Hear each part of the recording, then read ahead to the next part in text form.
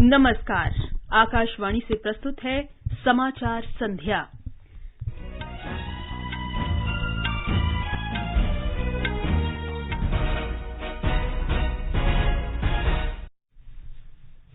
प्रधानमंत्री नरेंद्र मोदी ने अयोध्या में दिवाली दीपोत्सव में भाग लिया। कहा, अयोध्या हमारी संस्कृति का प्रतिबिंब है और भारत की शक्ति को दर्शाता है। प्रधानमंत्री ने कहा, भगवान राम भारतीय भावना के प्रतीक हैं, जो मानते हैं कि हमारे अधिकार हमारे कर्तव्यों के गवाह। कहा, सबका साथ सबका विकास के नारे के पीछे भगवान राम प्रेरणा। मेलबर्न में विश्व कप 2020 के रोमांचक मुकाबले में भारत ने चिर प्रतिद्वंद्वी पाकिस्तान को 4 विकेट से हराया। गृहमंत्री, रक्षा मंत्री और खेल मंत्री ने टीम को बधाई दी। इसरो ने सभी 36 उपग्रहों को इच्छित कक्षाओं में स्थापित करने वाले पहले वाणिज्यिक मिशन के अंतर्गत LVM-3 M2 का सफल प्रक्षेपण किया। ऋषि सुनक ने ब्रिटेन के अगले प्रधानमंत्री की उम्मीदवारी की दौड़ में शामिल होने की पुष्टि की। और चक्रवात सितरंग से आज रात से पूर्वोत्तर पश्चिम बंगाल और ओडिशा में बारिश शुरू होने की संभावना।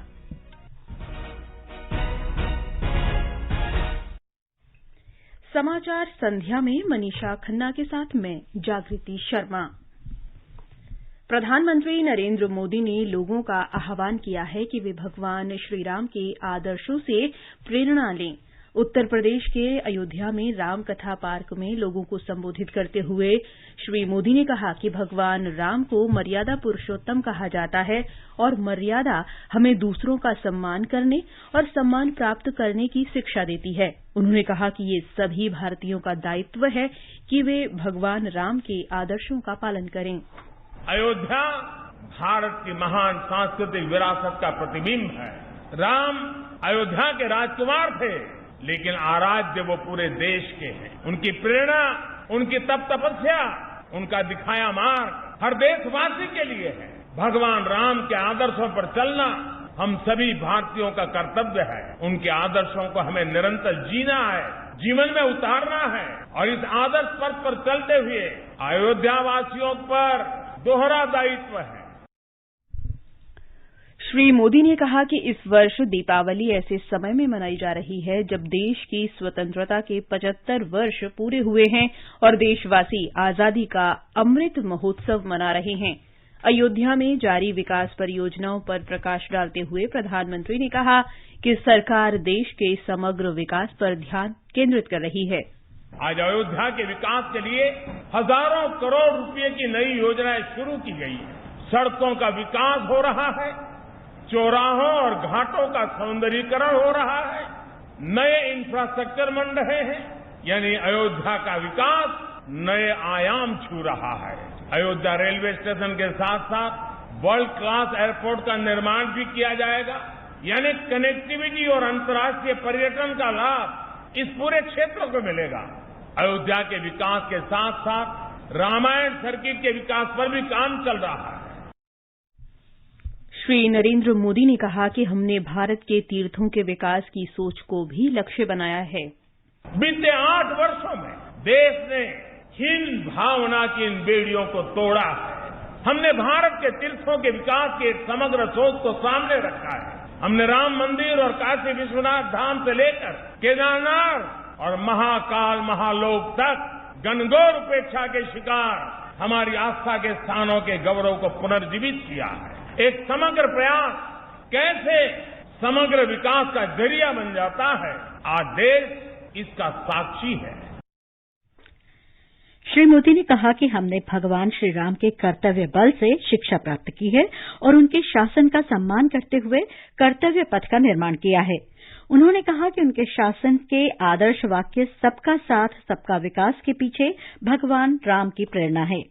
5 अगस्त 2020 को राम मंदिर के निर्माण के लिए भूमि पूजन के बाद श्री मोदी का अयोध्या का यह पहला दौरा है। प्रधानमंत्री ने भगवान श्री राम का प्रतीकात्मक राज्याभिषेक भी किया और सरयू नदी पर नए घाट में आरती में हिस्सा लिया। इसके साथ ही प्रधानमंत्री ने भव्य दीपोत्सव समारोह का शुभारंभ किया। दीपोत्सव लगातार 6 वर्ष से मनाया जा रहा है। हर बार इसका आकार बढ़ रहा है।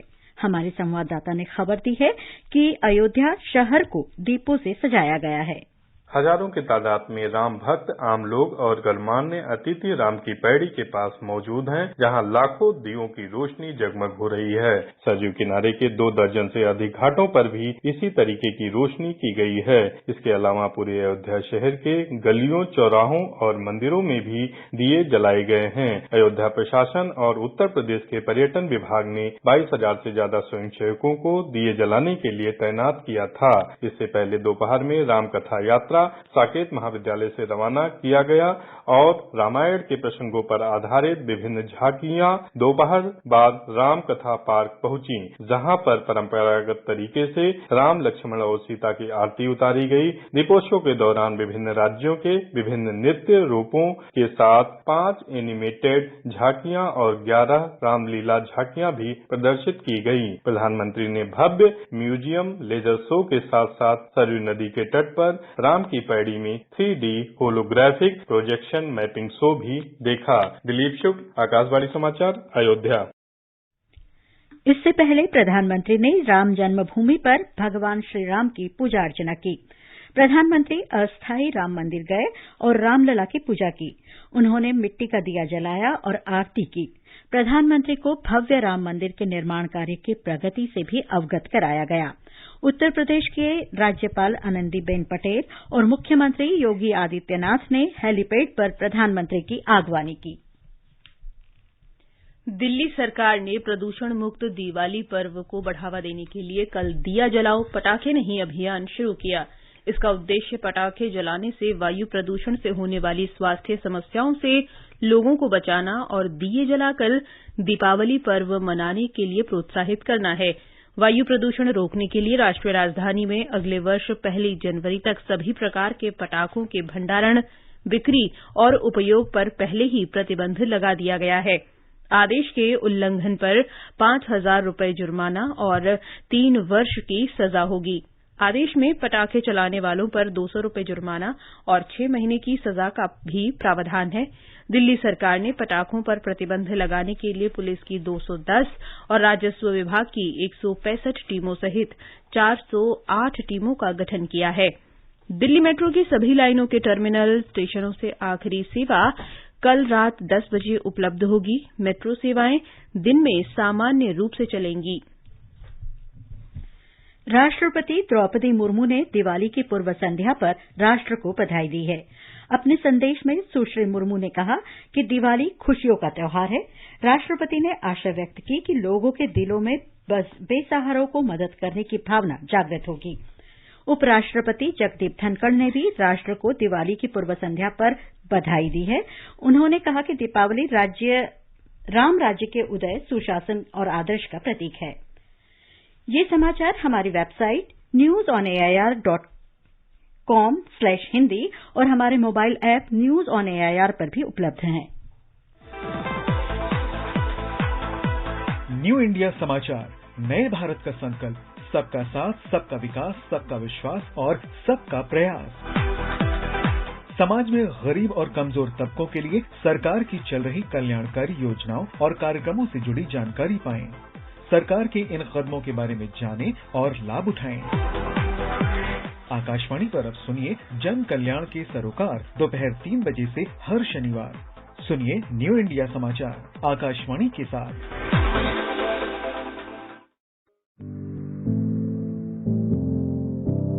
कंपटीशन की अगर आप कर रहे हैं तैयारी, तो उनके लिए ऑल इंडिया रेडियो पर हम लाए हैं अभ्यास, एक ऐसा कार्यक्रम जिसमें आप पूछेंगे सवाल व्हाट्सएप नंबर 9289094044 पर या फिर ईमेल करेंगे abhyas.airnews@gmail.com पर और हमारे विशेषज्ञ देंगे इसका जवाब। आपका अभ्यास हमारा प्रयास।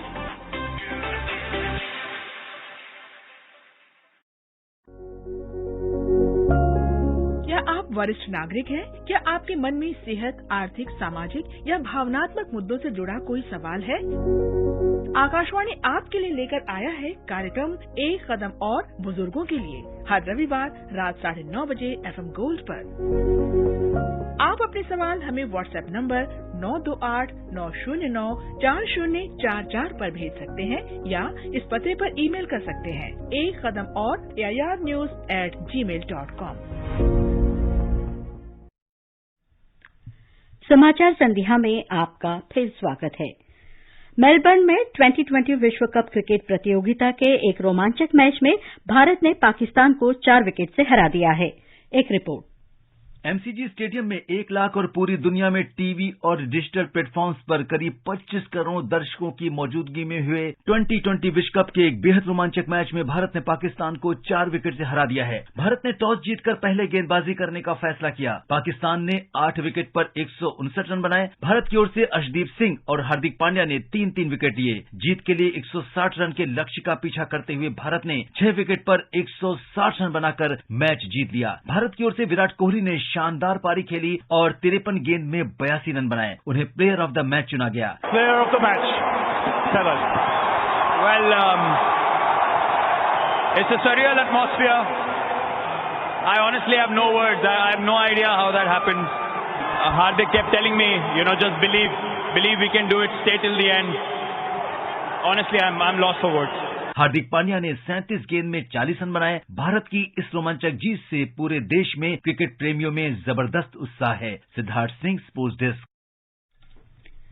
गृह मंत्री अमित शाह ने पाकिस्तान पर जीत के लिए भारतीय क्रिकेट टीम को बधाई दी है और इसे 2020 विश्व कप की अच्छी शुरुआत बताया है। उन्होंने विराट कोहली के प्रदर्शन की सराहना की। रक्षा मंत्री राजनाथ सिंह ने भी मेलबर्न में पाकिस्तान पर भारतीय टीम के शानदार प्रदर्शन की तारीफ की। उन्होंने कहा कि विराट कोहली ने अपने जीवन की एक और बेहतरीन पारी खेली। उन्होंने कहा कि इस शानदार जीत से सभी भारतीय क्रिकेट प्रेमियों को खुशी हुई है। भारतीय अंतरिक्ष अनुसंधान संगठन इसरो ने आज तड़के अपने पहले वाणिज्यिक मिशन के अंतर्गत 36 उपग्रहों का सफल प्रक्षेपण किया। ब्रिटिश कंपनी वन वेव के उपग्रह आंध्र प्रदेश में श्रीहरिकोटा के सतीश धवन अंतरिक्ष केंद्र से प्रक्षेपित किए गए। इस मिशन से दूरसंचार और संबंधित सेवाओं की क्षमता बढ़ेगी।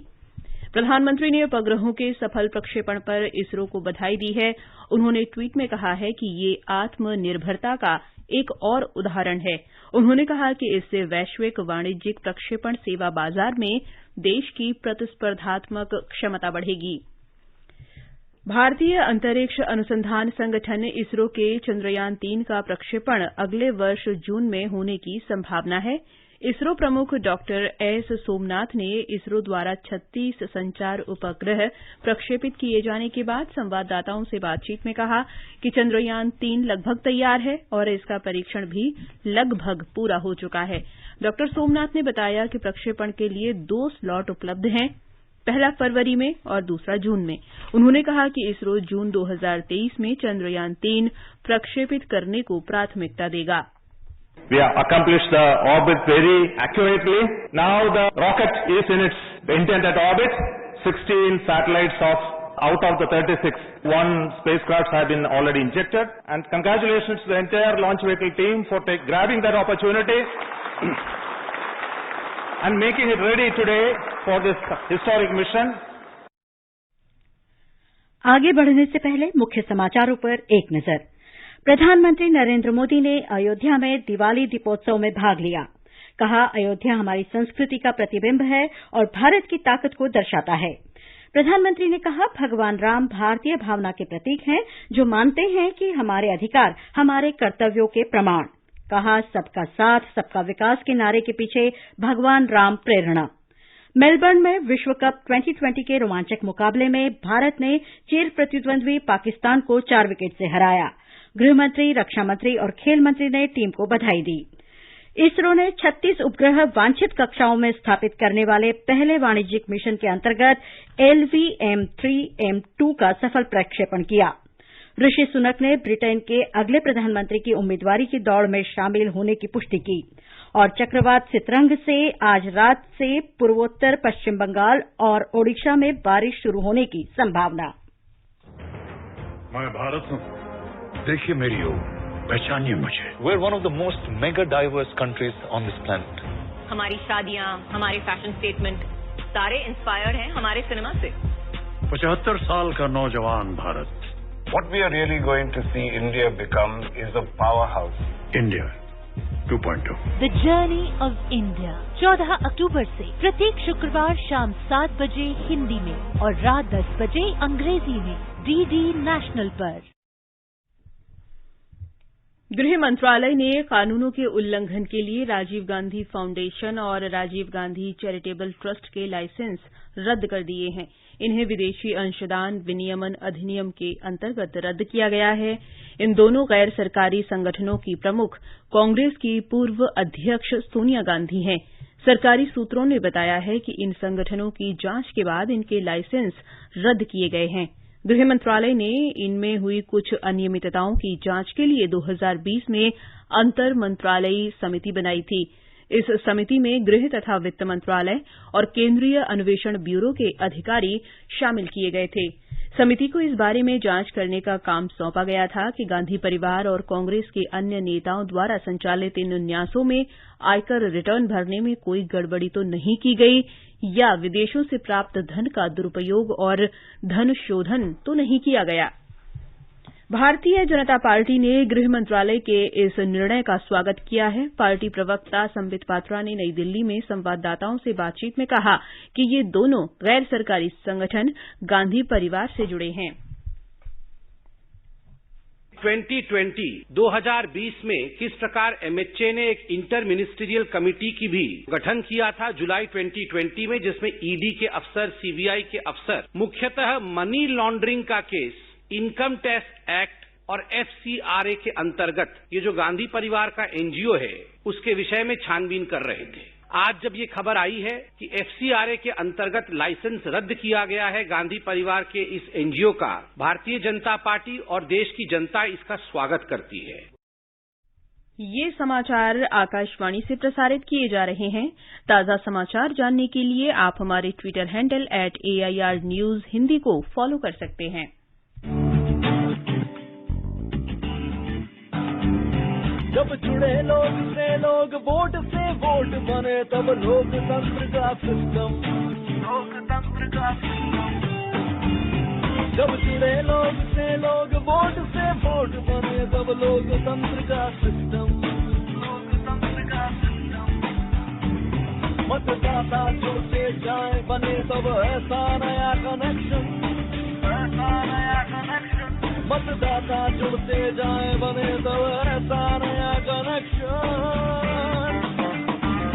मतदाता जंक्शन मतदाता जंक्शन मतदाता जंक्शन मतदाता जंक्शन। देश भर में धूम मचाए ज्ञान का ये उपहार, मोबाइल पे आजादी क्वेस्ट आया आजादी का इतिहास। डाउनलोड कर रहे आजादी क्वेस्ट, ये लो जीतो ढेरों इनाम, मौका पाए जुड़ने का रेडियो और डीडी के साथ। सिर्फ खेल नहीं उत्सव है, आजादी का अमृत महोत्सव है, आजादी का अमृत महोत्सव है। डाउनलोड करें आजादी क्वेस्ट ऐप और पाएं ढेरों इनाम। ये आकाशवाणी है। भारत का सबसे बड़ा लोक सेवा प्रसारक आकाशवाणी समाचार आजाद भारत के बाद आकाशवाणी के साथ श्रृंखला में स्वतंत्रता के 75 वर्ष पूरे होने का उत्सव मना रहा है। इस कार्यक्रम में आकाशवाणी के माध्यम से जीवन के विभिन्न क्षेत्रों में स्वतंत्रता के बाद भारत की विकास यात्रा के बारे में जानकारी दी जाती है। आज की कड़ी में हम आपके लिए लाए हैं खेलों के प्रसार में आकाशवाणी की भूमिका।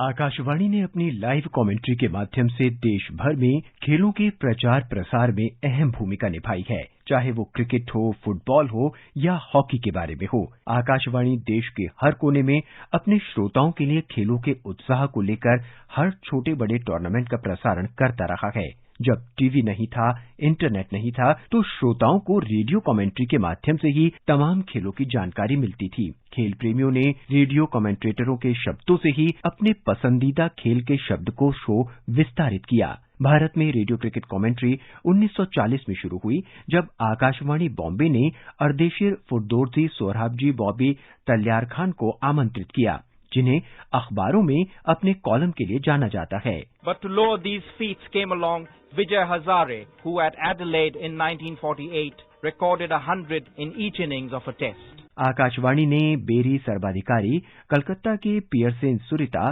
देवराजपुरी और विजयनगरम के विज्जी महाराज कुमार को अंग्रेजी क्रिकेट कमेंट्री के लिए आमंत्रित किया। 50 के दशक में देवराजपुरी, बेरी और पियर्सन सबसे अच्छे कमेंटेटर रहे। फिर इसके बाद इस दशक की शुरुआत में डिकी रत्नागर और विजय मर्चेंट जुड़ गए। वो सभी बेहतरीन खिलाड़ी थे और उनके पास श्रोताओं के लिए खेलों को और रोचक बनाने के लिए शानदार भाषा और शब्द थे। मेलविन डिमेलो और जसदेव सिंह का नाम लिए बिना स्पोर्ट्स कमेंट्री बिल्कुल अधूरी है। अब्बास भारतीय टीम है और उन्होंने सेंटर की, लेकिन उससे पहले सुरजीत ने खूबसूरती से अजीत पाल ने गेंद अपने टीम में से बाहर कर दी बाएं फ्लैंक में, और ये खेल खत्म। भारत 2-1 से जीत गया। भारत विश्व हॉकी चैंपियन है। और ये समाचार मैं मेलविन डिमेलो के साथ आपको कोलालमपुर से देता हूं 2-1 से।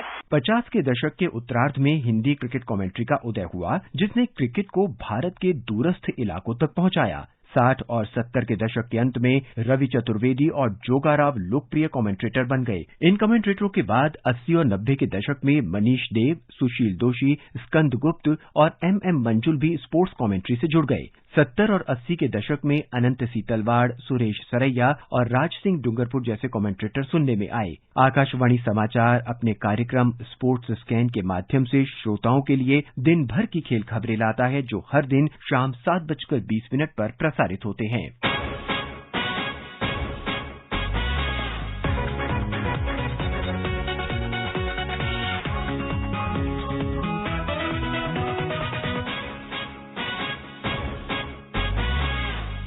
नमस्कार, गुड इवनिंग, शुभ संध्या दोस्तों। स्वागत है आपका अपने ही कार्यक्रम स्पोर्ट्स स्कैन में। अगले 15 मिनट खेल जगत की ढेर सारी खबरें होंगी। स्वीकार कीजिए लवलीन निगम का नमस्कार। आज के स्पोर्ट्स स्कैन के इस अंक के साथ मैं हूं आपका होस्ट और दोस्त सिद्धार्थ सिंह। नमस्कार, स्पोर्ट्स स्कैन के आज के संस्करण में आप सबका बहुत बहुत स्वागत। खेल जगत की तमाम खबरों का लेखा जोखा लेकर मैं हूं नवीन सक्सेना। नमस्कार, स्पोर्ट्स स्कैन में आप सभी का बहुत बहुत स्वागत है। मैं हूं आनंद श्रीवास्तव। टोक्यो ओलंपिक के दौरान आकाशवाणी समाचार के माध्यम से लोगों को जोड़ने के लिए ओलंपिक प्रश्नोत्तरी आकाशवाणी समाचार के साथ की शुरुआत की गई, जिसने देश और विदेश से बड़ी संख्या में श्रोताओं को आकर्षित किया। श्रोताओं ने न केवल इस क्विज में भाग लिया, बल्कि भारतीय खिलाड़ियों को पदक जीतने पर शुभकामनाएं भी दी। राष्ट्रमंडल खेलों के दौरान भी इसी तरह की प्रश्नोत्तरी आयोजित की गई थी। नमस्कार, मैं समीक्षा शाल्वी, रांची झारखंड की रहने वाली हूँ और मैं ऑल इंडिया रेडियो के sports scan Commonwealth games quiz की विजेता चुनी जाने पर अति उत्साहित हूँ। मैं ऑल इंडिया रेडियो की नियमित श्रोता हूँ, जिसका प्रसारण मुझे बहुत ही सटीक और ज्ञानवर्धक लगता है और इसके लिए मैं ऑल इंडिया रेडियो का धन्यवाद करती हूँ। वरिष्ठ खेल पत्रकार मोना पार्थसारथी ने देश के दूर दराज के स्थानों तक खेल समाचार लाने में आकाशवाणी की भूमिका की सराहना की है। ऑल इंडिया रेडियो और Akashvani has touched almost every aspect of our lives and sport is no exception. Actually, Akashvani and sports have long and deep connection. We grew up hearing stories about how people used to stick to their radios when Indian hockey team was performing in Olympics, and that was the only medium to know about their performances, and that was the golden period of Indian hockey. Then today also, though we have many mediums like social media, television, mobile phone, but still the charm of All India Radio or Akashvani remains the same. There are many programs like Sports Scan, quizzes, commentary, which have contributed immensely to popularize sport across the country and develop the sporting culture which we always talk about.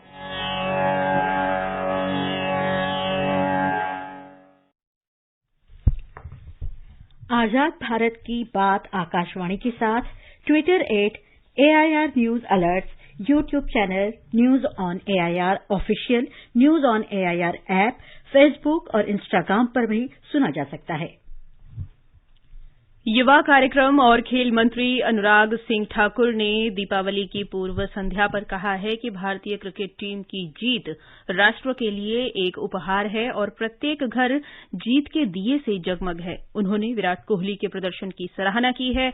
उन्होंने कहा कि team India का विश्व cup अभियान इस शानदार जीत के साथ ही शुरू हो गया है।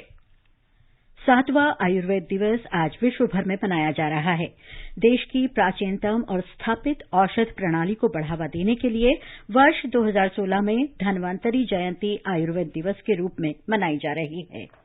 केंद्रीय आयुष मंत्री सर्बानंद सोनोवाल ने भारतीय परंपरागत चिकित्सा पद्धति की क्षमता, शक्ति और प्रभाव के बारे में लोगों में जागरूकता बढ़ाने की आवश्यकता पर बल दिया है। नई दिल्ली में आज 7वें आयुर्वेद दिवस समारोह में श्री सोनोवाल ने कहा कि ये परंपरागत प्रणाली न केवल बीमारियों की रोकथाम करती है, बल्कि ये लोगों को स्वस्थ बनाए रखती है। आयुर्वेदा के जरिए अब दुनिया के मानव समाज को अलग अलग बीमारियों से जैसे राहत मिली है, और इस आयुर्वेदा में जो शक्ति बसा हुआ है, आज 21वीं सदी में इस शक्ति को अधिक हमें उजागर करना होगा, अधिक इस पर लोगों का बीच चर्चा का विषय बने, इस पर हमें ध्यान देना होगा। श्री सोनोवाल ने कहा कि देशवासियों को हजारों वर्षों से उपयोग में लाई जा रही भारतीय परंपरागत चिकित्सा पद्धति के महत्व को समझना चाहिए। उन्होंने कहा कि इससे देश को आत्मनिर्भर बनने में सहायता मिलेगी। श्री सोनोवाल ने कहा कि प्रधानमंत्री नरेंद्र मोदी के समर्थन से आयुष क्षेत्र ने पूरे विश्व में अपनी अनूठी पहचान बनाई है। उन्होंने कहा कि आयुष और जनजातीय कार्य मंत्रालयों ने देश के 10 करोड़ जनजातीय लोगों के लाभ के लिए काम करने के वास्ते एक समझौता ज्ञापन पर हस्ताक्षर किए हैं। आज दोनों मंत्रालय के बीच में एक समझौता हुआ, tribal affairs and ministry of Ayush, और अगले दिनों में देश के अंदर 10 करोड़ ट्राइबल भाइयों बहनों के लिए हमारे दोनों मंत्रालय इस सेक्टर पर विशेष रूप से भूमिका निभाएंगे। ब्रिटेन के पूर्व वित्त मंत्री ऋषि सुनक ने कहा है कि वे देश के अगले प्रधानमंत्री की दौड़ में शामिल हैं। प्रधानमंत्री लिज ट्रस ने अपने पद से इस्तीफा दे दिया है। श्री सुनक ने ट्विटर पर कहा कि वे आर्थिक संकट से निपटना और देश को आगे बढ़ाना चाहते हैं। श्री सुनक सितंबर में सुश्री ट्रस से प्रधानमंत्री का चुनाव हार गए थे। ब्रिटेन के आर्थिक और राजनीतिक संकट के बीच सुश्री ट्रस ने 45 दिन के कार्यकाल के बाद 20 अक्टूबर को प्रधानमंत्री पद से इस्तीफा दे दिया था। वे अगली व्यवस्था होने तक पद पर बनी रहेंगी। चीन के राष्ट्रपति शी चिनफिंग ने अपना तीसरा कार्यकाल शुरू करने के साथ ही पोलित ब्यूरो स्थायी समिति में अपने सहयोगियों के साथ एक नई टीम का गठन किया है। श्री शी को आज 20वीं सीपीसी केंद्रीय समिति के पहले पूर्व सत्र में फिर से महासचिव चुना गया। बांग्लादेश की ओर बढ़ रहे सितरंग चक्रवात के कारण पूर्वोत्तर पश्चिम बंगाल और ओडिशा में वर्षा हो सकती है। मौसम विभाग के अनुसार ये चक्रवात मंगलवार सवेरे तिनकोना द्वीप और सन द्वीप से होते हुए बांग्लादेश के तट को पार करेगा। मछुआरों को बुधवार तक समुद्र में नहीं जाने की सलाह दी गई है। और अब कल के मौसम का पूर्वानुमान। राष्ट्रीय राजधानी दिल्ली में आमतौर पर आसमान साफ रहेगा। तापमान 15 से 31 डिग्री सेल्सियस के बीच रहने की संभावना है। मुंबई में भी आमतौर पर आसमान साफ रहने की उम्मीद है। कोलकाता में आंशिक रूप से बादल छाए रहेंगे। न्यूनतम तापमान 23 और अधिकतम 29 डिग्री सेल्सियस रह सकता है। चेन्नई में भी बिजली चमकने के साथ वर्षा होने के आसार हैं।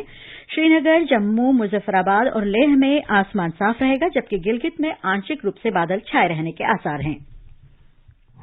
और अंत में मुख्य समाचार एक बार फिर। प्रधानमंत्री नरेंद्र मोदी ने अयोध्या में दिवाली दीपोत्सव में भाग लिया। कहा, अयोध्या हमारी संस्कृति का प्रतिबिंब और भारत की शक्ति को दर्शाता है। प्रधानमंत्री ने कहा, भगवान राम भारतीय भावना के प्रतीक हैं, जो मानते हैं कि हमारे अधिकार हमारे कर्तव्यों के प्रमाण। कहा, सबका साथ सबका विकास के नारे के पीछे भगवान राम की प्रेरणा। मेलबर्न में विश्व कप 2020 के रोमांचक मुकाबले में भारत ने चिर प्रतिद्वंद्वी पाकिस्तान को 4 विकेट से हराया। गृह मंत्री, रक्षा मंत्री और खेल मंत्री ने टीम को बधाई दी। इसरो ने 36 उपग्रह वांछित कक्षाओं में स्थापित करने वाले पहले वाणिज्यिक मिशन के अंतर्गत LVM-3 M2 का सफल प्रक्षेपण किया। ऋषि सुनक ने ब्रिटेन के अगले प्रधानमंत्री की उम्मीदवारी की दौड़ में शामिल होने की पुष्टि की। और चक्रवात सितरंग से आज रात से पूर्वोत्तर पश्चिम बंगाल और ओडिशा में बारिश शुरू होने की संभावना। इसके साथ ही समाचार संध्या का ये अंक समाप्त हुआ। नमस्कार।